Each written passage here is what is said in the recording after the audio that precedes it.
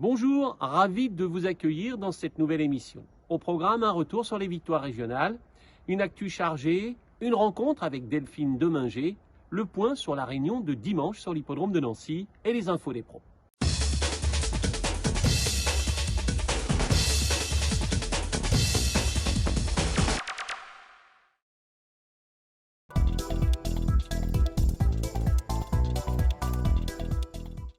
Commençons la série de victoires des régionaux avec la belle réussite de Jess Paris. En 2 jours, l'entraîneur de Wissembourg triomphe avec Makeno, propriété de Claude Foller, sur l'hippodrome de Clairefontaine, avant de signer un magnifique doublé à Deauville avec Monsieur Valchop pour le compte de Guy Somme et Wind of Change, détenu par Philippe Walter, dans la dernière du meeting sur la côte normande. Restons à Wissembourg pour saluer le succès de Sémillante sur la piste d'Évreux. La jument entraînée par Nathalie Vassutek s'impose au terme d'une fin de course décoiffante. L'Alsace toujours avec Brémontier appartenant à Rémi Méder qui gagne un handicap après avoir longtemps attendu. Le pensionnaire de Michel Krebs sera encore à suivre vu le style de sa victoire. Pour conclure, Yvonne Volmer effectue un déplacement fructueux à Moulins. Sa jument Nana Gina, très accrocheuse, s'impose une encolure. Quelle forme pour l'écurie luxe ces dernières semaines. À Cabourg, Intuition Giel l'emporte sur le fil au trot monté. Récemment à Vichy, Logan Giel devance sa compagne d'écurie Lysandra Giel. À Reims, mercredi, Calista Giel complète la série. Jean-Luc Dersoir, l'entraîneur, est aux anges. Du trot toujours du côté de Vittel cette fois avec Ferrouet-Lavittard pour le compte de Marcel Boucher qui domine ses adversaires dans une compétition réservée aux amateurs. Passons à l'obstacle désormais. Guillaume Macaire a dans sa clientèle des propriétaires et des éleveurs de l'Est. Jeanne Ohain voit sa casaque briller avec le 4 ans, éclat de cœur, un produit de sa bonne jument Écaline. Et Franck Van Aren ne se lasse pas des succès de Speed Emile. Après ses victoires consécutives en steeple à Auteuil, c'est en haie cette fois qu'il se promène à Lyon. Il ne cesse de repousser ses limites. Félicitations également à Pascal Vanreux pour sa victoire à Plouermel le 26 août avec Cambrioleur, entraîné par son fils.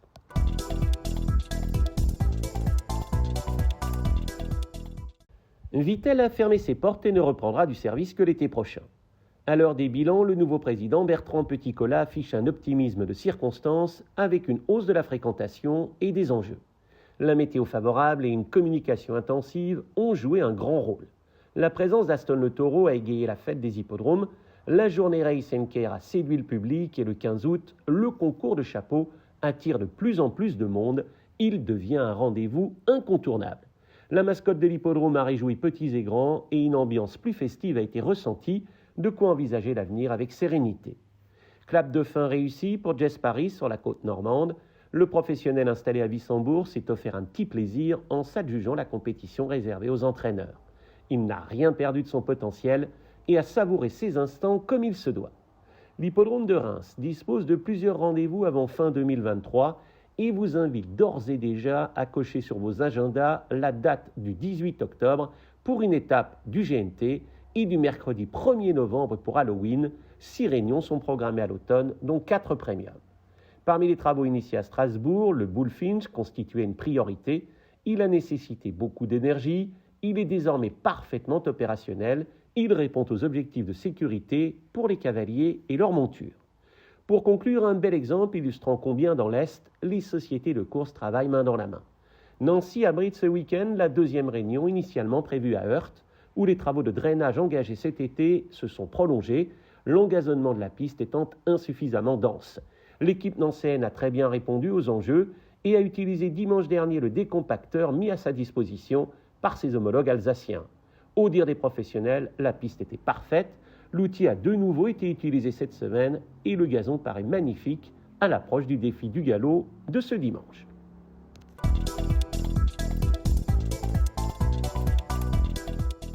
Delphine Deminger voue depuis plusieurs années sa vie aux chevaux.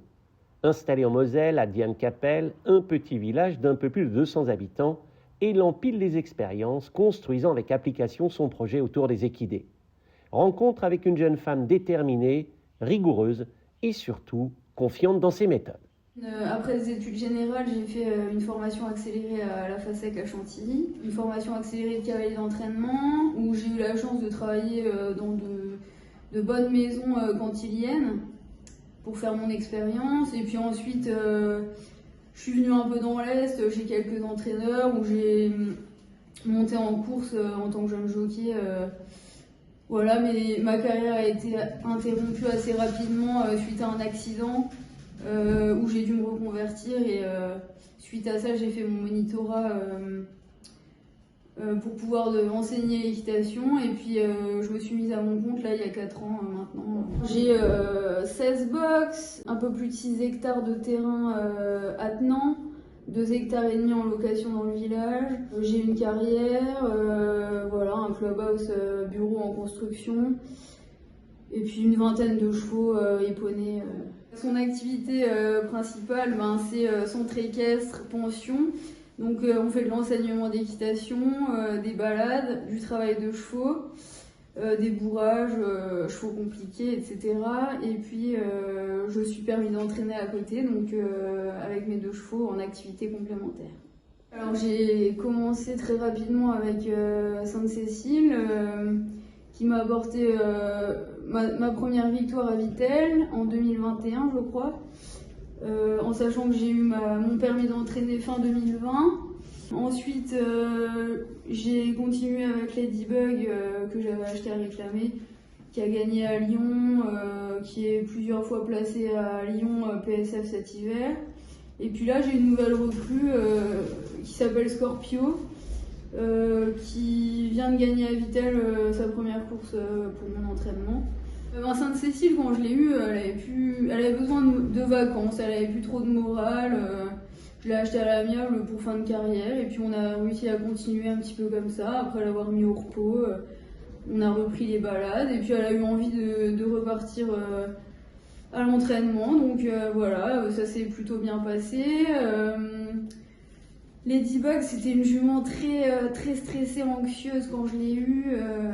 Elle a eu un besoin d'un temps d'adaptation pour se poser. Le fait d'aller au pré régulièrement dans les champs pour l'entraînement, ça lui a fait beaucoup de bien.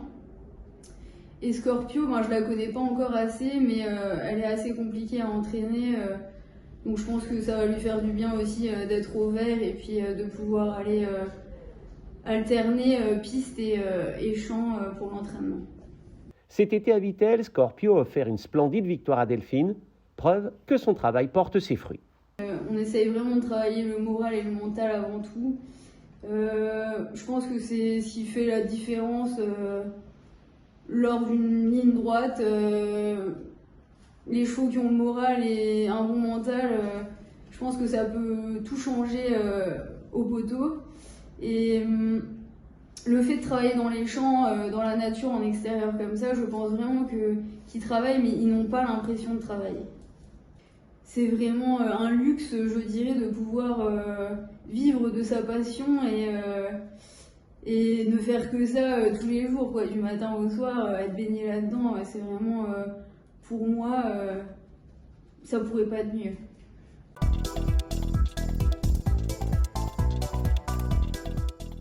Magnifique réunion ce dimanche à Nancy avec 9 courses au programme. Pour rappel, il s'agit d'une réunion premium initialement prévue à Strasbourg et transférée à Brabois. Un steeple à 10h30 et un cross ouvrent les opérations suivies de 7 courses plates avec en point d'orgue la 12e étape du défi du galop à 14h45. Le leader en classement Watch In sera de la partie et la course est somptueuse. Plusieurs professionnels ont été contactés. Génibet, Paris-Picardie. En ce moment, profitez de 250 € de bonus de bienvenue. Christophe Herpin nourrit de sérieux espoirs.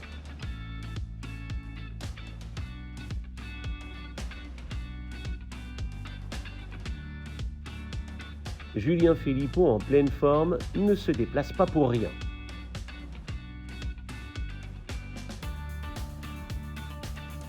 Mathieu Boutin se voit 2 belles chances.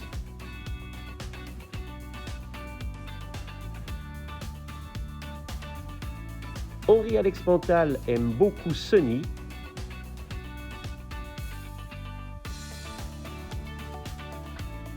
Jean-Claude Rouget ne craint que le numéro de corde avec Elias dans le défi du galop. Plus d'infos sur les réseaux sociaux et sur l'hippodrome.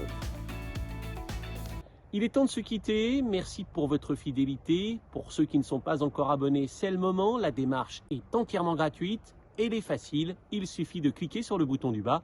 A très vite dans Turf Actu.